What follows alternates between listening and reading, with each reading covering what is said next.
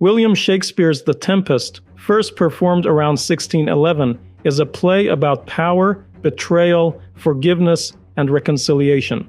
Set on a mysterious island, the story follows Prospero, the exiled Duke of Milan, who uses magic to create a storm that brings his former enemies within his control, giving him the opportunity to seek revenge or choose a different path. Shakespeare's literary style blends romance, comedy, fantasy, poetry, and theatrical spectacle, using magic, music, symbolism, and supernatural characters to create one of his most imaginative works. The play explores themes of power, revenge and forgiveness, freedom, colonialism, betrayal, love, illusion, and the relationship between master and servant. The Tempest remains important for its exploration of whether true power lies in controlling others or in choosing mercy, while its reflections on illusion and storytelling have also made it one of Shakespeare's most fascinating examinations of the nature of theater itself. The story starts with a ship fighting for survival in the middle of a violent storm. Sailors rush to keep the vessel from breaking apart, while the noble passengers only make the chaos worse by getting in the way. Among those aboard are Alonso, the King of Naples, his brother Sebastian, Antonio, Gonzalo, and others returning from Tunis after the marriage of Alonso's daughter. The boatswain cares more about saving the ship than respecting rank, and as the storm grows more terrifying, the passengers believe they are about to drown.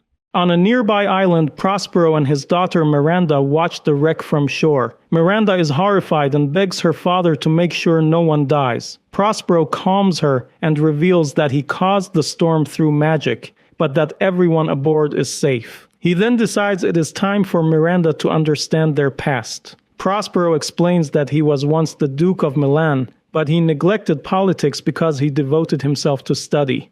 His brother Antonio used that weakness to seize power, working with Alonso to remove Prospero from his dukedom. Prospero and the young Miranda were placed in a fragile boat and left at sea, but Gonzalo secretly gave them supplies, clothing, and Prospero's precious books. Those books helped Prospero survive, master magic, and rule the island where they have lived for 12 years. After Miranda falls asleep under his spell, Prospero calls Ariel, the spirit who helped create the storm. Ariel reports that he frightened the ship's passengers, scattered them safely around the island, and left the sailors asleep aboard the undamaged ship. Ariel then asks about the freedom Prospero has promised him. Prospero responds sharply, reminding Ariel that he rescued him from imprisonment. Before Prospero came to the island, Ariel had served Sycorax, a witch who trapped him in a tree when he refused her commands. Prospero freed him, and now he insists Ariel continue serving until the promised release comes. Prospero then wakes Miranda and summons Caliban, the son of Sycorax. Caliban hates Prospero and claims the island was his before Prospero took control of it. Prospero argues that he cared for Caliban, taught him language, and tried to civilize him, but now treats him as a dangerous servant. Caliban curses them, bitterly saying that the language they gave him only taught him how to curse. Prospero threatens him with pain and sends him to gather firewood. Ariel returns invisibly, singing and leading Ferdinand, Alonso's son, toward Prospero's cell. Ferdinand believes his father has drowned, and Miranda, who has seen almost no men besides Prospero and Caliban, immediately falls in love with him. Ferdinand is just as struck by Miranda. Prospero is pleased, but he does not want their love to seem too easy, so he pretends to mistrust Ferdinand and accuses him of lying about being the Prince of Naples. When Ferdinand resists, Prospero uses magic to overpower him and makes him a prisoner. Elsewhere on the island, Alonso grieves for Ferdinand, convinced his son is dead. Gonzalo tries to comfort him by pointing out that they survived, but Antonio and Sebastian mock him. Ariel casts most of the group into sleep, leaving Antonio and Sebastian awake. Antonio then tempts Sebastian with murder, suggesting that if Alonso dies, Sebastian can become king of Naples because Alonso's daughter is far away in Tunis. Sebastian nearly accepts the plan, but Ariel wakes Gonzalo just in time. The conspirators pretend they drew their swords because of a strange noise, and the group continues searching for Ferdinand. Meanwhile, Caliban encounters Trinculo and Stefano, two drunken survivors from the ship. Trinculo hides under Caliban's cloak during the storm, and Stefano mistakes the two figures under the cloak for a strange monster. When the confusion clears, Caliban tastes Stefano's liquor and decides this drunken newcomer must be powerful. He swears loyalty to Stefano and promises to show him the island, while Stefano and Trinculo mock him and take advantage of his worshipful drunkenness. Back at Prospero's cell, Ferdinand carries wood as punishment, but he accepts the labor because it brings him near Miranda. Miranda pities him and offers to help, but Ferdinand refuses to let her do the work. They speak tenderly, and Miranda, innocent and direct, asks whether he loves her. Ferdinand says he does, and she proposes marriage. He gladly accepts. Prospero watches unseen, satisfied that his plan is working, though he still has more business to complete.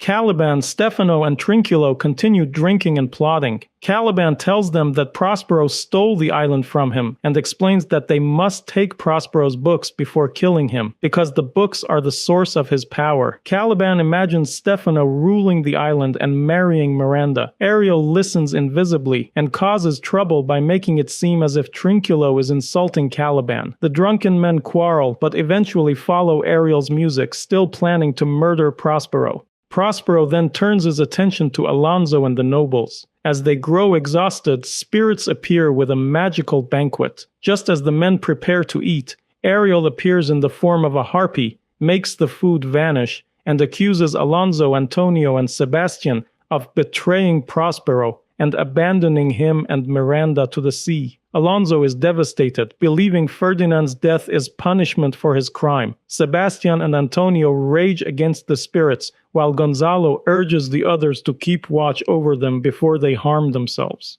Prospero next blesses the engagement of Ferdinand and Miranda. He warns Ferdinand not to violate Miranda's chastity before their wedding, and Ferdinand promises to honor her. To celebrate the union, Prospero summons a mask performed by spirits appearing as goddesses. They bless the couple with prosperity, honor, and abundance. Ferdinand is so moved that he wishes he could live on the island forever.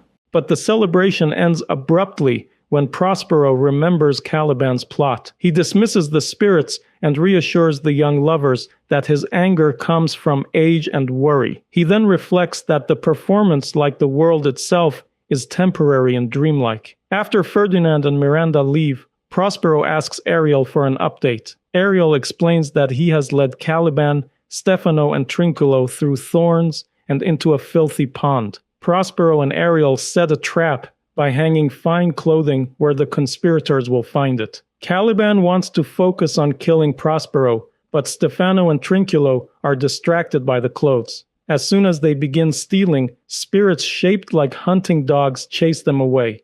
At last, Ariel tells Prospero that the time of his service is nearly finished and describes the frightened state of Alonso and the others. Prospero decides to release them. Alone, he declares that he will give up magic after this final act, break his staff, and drown his book. Ariel brings the nobles to him under enchantment. Prospero praises Gonzalo's loyalty, condemns Antonio's betrayal, and puts on the clothing of the Duke of Milan.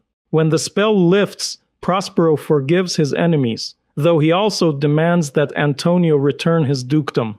Alonso grieves over Ferdinand, and Prospero tells him that he too has lost a child, meaning that he has given Miranda away in marriage. Then he reveals Ferdinand and Miranda playing chess. Alonso is overjoyed to find his son alive, and Miranda is amazed to see so many people after growing up almost alone. Alonso blesses the young couple and asks forgiveness for what happened 12 years earlier, while Prospero insists the reconciliation is complete. Ariel brings in the boatswain and sailors, who are astonished to find the ship safe. Then Caliban, Stefano, and Trinculo are brought forward in their stolen clothing. Prospero sends them to return what they took and clean up the mess. He invites Alonso and the others to stay the night, promising to tell them the story of his years on the island. In the morning, they will sail to Naples, where Ferdinand and Miranda will marry. After that, Prospero plans to return to Milan and spend his remaining years in quiet reflection. His final command to Ariel